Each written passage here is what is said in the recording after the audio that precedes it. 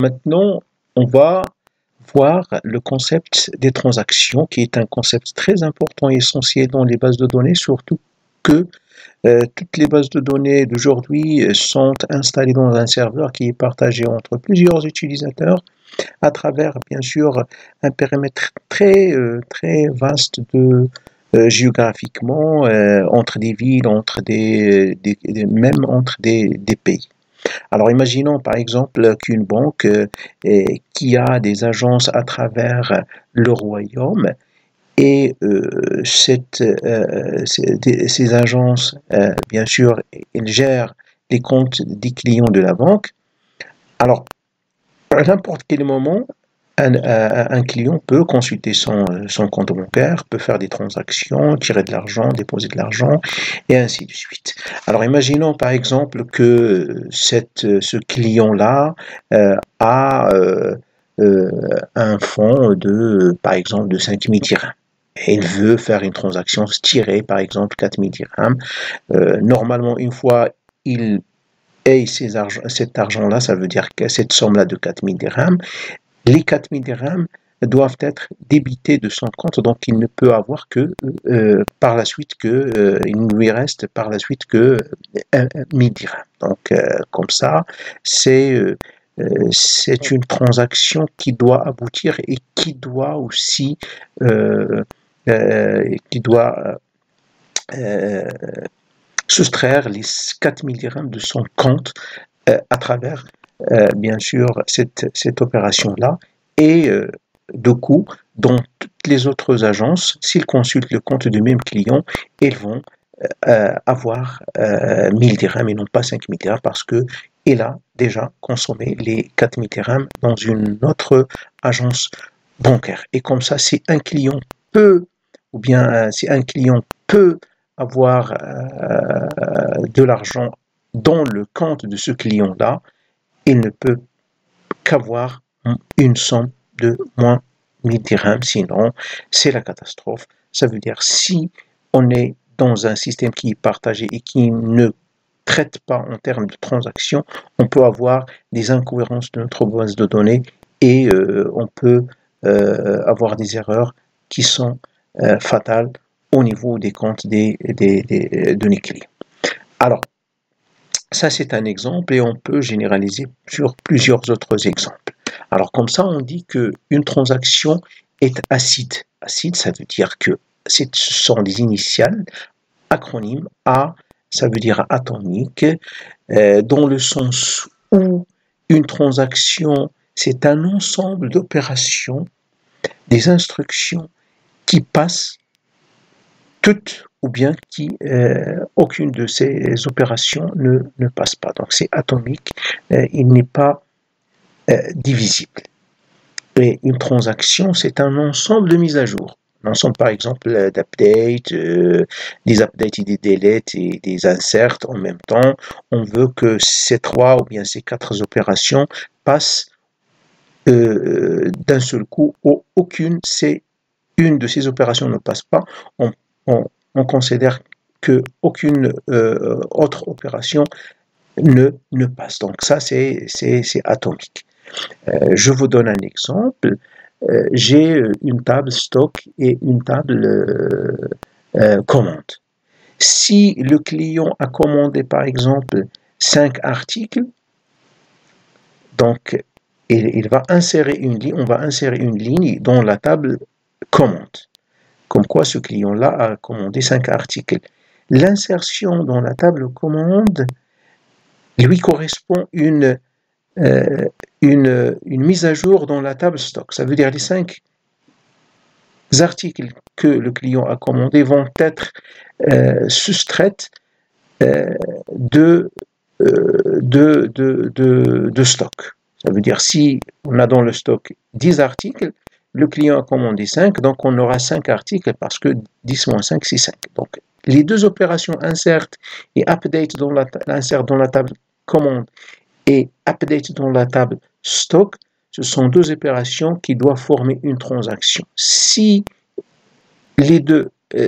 une ne réussit pas, donc les deux vont échouer. Sinon, on considère que les deux ont réussi et comme ça, on préserve la cohérence de notre base de données. Donc, cohérente. Cohérente, ça veut dire on va formuler des transactions de telle sorte à ce que si la transaction passe, la base de données reste cohérente et intègre. Je reviens à l'exemple de stock et commande. On a considéré que les deux opérations forment une transaction pour préserver la cohérence. Sinon, on peut techniquement considérer que l'insertion une transaction et la mise à jour une autre transaction. À ce moment-là, si l'insertion passe et la mise à jour ne passe pas, on n'a pas préservé la cohérence de notre base de données. Du coup, la conception de notre transaction n'a pas été bien faite. Donc, cette transaction nécessite une insertion dans la table commande et en même temps une mise à jour dans la table stock. Comme ça, c'est une transaction. Les deux opérations forment une transaction pour préserver la cohérence de la base de données. Isolé.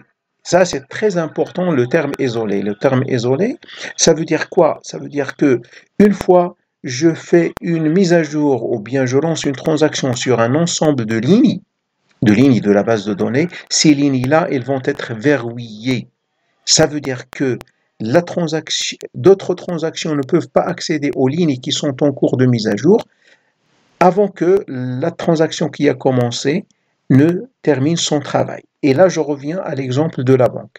Si un client consulte son compte dans une agence A en vue d'avoir de l'argent, et un autre client consulte le compte de même client, ça veut dire à travers un chèque, par exemple, que le client lui a donné, donc dans une autre agence. Donc en même temps, on ne peut pas faire avoir de l'argent de même compte.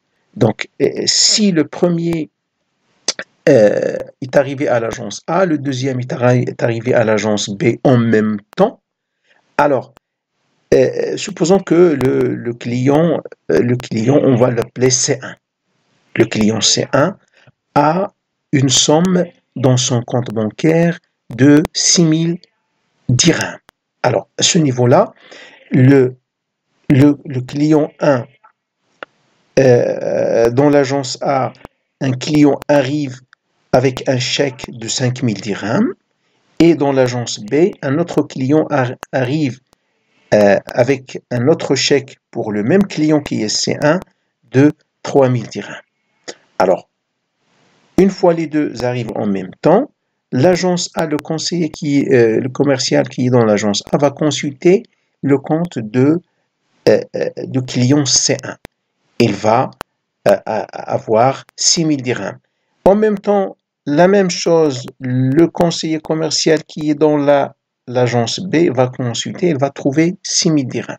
Alors à ce moment-là, les deux clients vont avoir ce qu'ils veulent. Ça veut dire, le premier client veut, on a dit 5000 dirhams, donc il va l'avoir, parce qu'il y a 6000 dirhams, donc il peut lui donner les 5000 dirhams. Le deuxième client qui est dans l'agence B, il a un chèque de 3000 dirhams. Le fonds du client C1 contient 6000 dirhams, donc ils vont pouvoir restituer l'argent, ça veut dire 5000 plus 3000. Alors 5000 plus 3000, c'est 8000, et il dépasse largement les fonds de client C1 qui est 6000. Donc à ce moment-là, les deux transactions, ils ne sont pas isolées. Donc on doit les isoler pour ne pas tomber dans ce cas-là. Alors comment les isoler? On revient à l'opération initiale. Donc dès que l'agent A ou bien l'agent B, l'un qui arrive le premier au compte de client C1, la ligne de client C1 va être verrouillée parce qu'on commence la transaction. Donc, imaginons que c'est l'agence B qui est arrivé la première. Donc, l'agent qui est dans l'agence B est arrivé le premier. Donc, il va consulter, il va trouver 6000. Très bien. Et l'agent qui est dans l'agence A, qu'est-ce qu'il va faire? Il va consulter, il ne peut pas consulter parce que la ligne de client C1 est verrouillée pour assurer l'isolation de la transaction qui a déjà commencé dans l'agence B. Donc il est verrouillé, c'est-à-dire il ne peut pas consulter combien il a dans cet instant-là. Alors, l'agent B continue son opération et l'assimile. Le chèque contient 3000, donc il va lui donner les 3000 et une mise à jour va être faite. Donc, le compte de client C1 il va être mis à jour. Donc, il contiendra 3000 dirhams. Très bien. Alors, à ce moment-là, l'agent qui est dans l'agence A, la ligne il va être déverrouillé. Du coup, l'agence A peut consulter la ligne de client C1. Alors, il va la consulter. Combien il va trouver? Il va trouver 3000. Alors, le chèque qui est devant lui contient combien? 5000. Donc, il va lui dire non, je ne peux pas te donner de l'argent parce que le fonds de ton client qui t'a envoyé et il ne contient que 3000. Donc, on ne peut pas te donner les 5000 qui sont dans ce chèque-là. Vous voyez? Donc, l'isolation, elle nous assure davantage une cohérence de la base de données et il préserve aussi l'intégrité de la base de données. La durabilité. Durable, ça veut dire que toutes modifications opérées par une transaction sont enregistrées d'une manière permanente. Donc, une fois la transaction passe, aucun ne peut dévalider ou bien faire un rollback sur cette transaction-là. Une transaction, elle est annulée par une autre transaction. Donc, on doit pas passer par une autre transaction pour modifier ou bien pour annuler, si on veut dire, la transaction précédente. Donc, une transaction, une fois exécutée, elle est durable. Il ne peut être modifié qu'avec une autre transaction qui va être aussi acide. Ça veut dire atomique, cohérente, isolée et durable. Alors, maintenant, quelles sont les opérations qui assurent la transaction en termes de SGBD Oracle? Donc, il y a le commit, ça veut dire je valide une opération. Rollback, j'annule une opération, bien un ensemble d'opérations qui forment la transaction. Save point, c'est d'assurer ou bien de mettre des points de contrôle si je veux revenir plus tard sur un ensemble d'opérations ou bien de mise à jour. Alors, save point, alors par exemple, si je veux revenir, j'utilise le rollback to save point, le nom de save point. Alors, je vous donne un exemple ici. J'ai effectué une mise à jour, 1. J'ai effectué une autre mise à jour, un update ou bien delete ou bien insert, ce sont des mises à jour. Mise à jour 2, je vais insérer un point de contrôle qui est save point SVA. Alors ça, c'est un point de contrôle. Après, je continue avec une autre mise à jour qui est un delete ou bien update ou bien insert. Mise à jour 3, la même chose. Mise à jour 4. Et je vais insérer une condition. Alors, si la condition est vraie, je fais un rollback to save point A. Ça veut dire j'annule mise à jour 4 et mise à jour 3 et je sors fancy et je commit. Commit, ça veut dire valider. Valider, ça veut dire je vais valider. Alors, si la condition est vraie, donc ce commit-là, je vais faire un rollback de 4 et 3. Donc, le commit va valider tout simplement mise à jour 1 et mise à jour 2. Si la condition est fausse, n'est pas vraie, toutes les 4 mises à jour sont validées parce que je ne vais pas faire de rollback, je vais aller vers fancy directement, commit. Donc, ce commit-là va committer la mise à jour 4, va aussi valider la mise à jour 3, va aussi valider 2 et 1. Donc, c'est comme ça. Donc, on peut interpréter les transactions.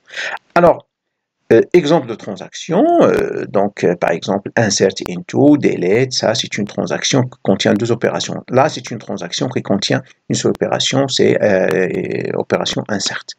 Alors maintenant, un petit exercice pour appréhender davantage ces transactions. Alors le pseudocode qui est devant nous, c'est insert into T1, donc des valeurs. J'ai fait une validation, commit, update T2, 7, delete T2. Donc j'ai combien de mises à jour? J'ai 1, 2, 3, 4, 5, 6, 7. Alors, j'ai inséré ici un point de contrôle save SV1. J'ai continué avec une mise à jour 4, une autre mise à jour 5. J'ai fait la condition, c'est les vrais, alors je fais une autre mise à jour 6 et je valide. Sinon, je reviens vers SV1 avec des rollbacks vers SV1. Donc sinon, je vais revenir ici. Donc j'annule 5, j'annule 4, j'annule 5 et 4. Très bien. J'annule 5 et 4 parce que SVA il est ici. Donc j'arrête là. Et après, je continue avec une mise à jour 7 et je fais commit. Très bien. Alors maintenant, répondons aux questions. Quelles sont les instructions qui sont validées si la condition est vraie? Alors, si la condition est vraie, alors update. Donc là, c'est une mise à jour qui sera valide. Donc la mise à jour 6 et commit. Donc la mise à jour 6. Très bien, je sors. Et la mise à jour 7. Très bien, ça c'est la condition, ce qui est vrai. Aussi, la mise à jour 1, elle est toujours valide parce qu'il y a un commit juste après la mise à jour 1. Donc, si la condition est vraie, donc j'ai la mise à jour 1, elle est valide. La mise à jour 6, elle est valide. Et la mise à jour 7, elle est valide. Elle est valide. Ça veut dire il est commité.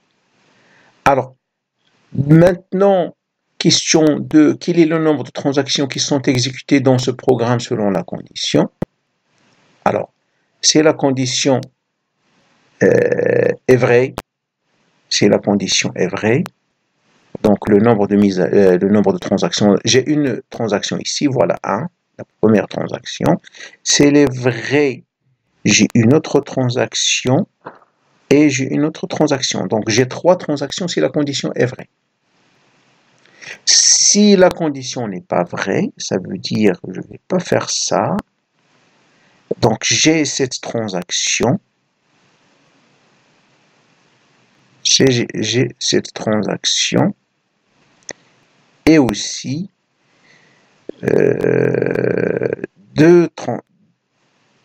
une autre transaction, la voilà. 2, 3 et 4 et 5. Et j'ai la troisième transaction. Donc, j'ai 3 transactions. C'est la condition n'est pas vraie. Alors, assurons-nous. Donc, si la condition est vraie, donc j'ai déjà une transaction. Ça c'est pas encore une transaction parce qu'il n'y a pas commit ou bien rollback. Très bien. Alors, si la condition est vraie, ça, c'est une transaction. Donc, voilà la deuxième transaction si la condition est vraie. Et aussi, peu importe, voilà la troisième transaction si la condition est vraie ou bien n'est pas vraie. Ça, c'est peu importe. 1 et 7, ça aussi indépendant de la condition. Maintenant, la condition n'est pas vraie. Donc, j'ai 1. Ça, ce sont des mises à jour qui ne sont pas encore des transactions parce qu'on n'a pas rencontré le commit. Si ce n'est pas vrai, donc j'ai pas de commit ici. Et j'ai 2 transactions si la condition n'est pas vraie. Très bien. Donc, et c'est la fin de cet exercice et de cette partie de transaction. Donc, on va se retrouver dans un autre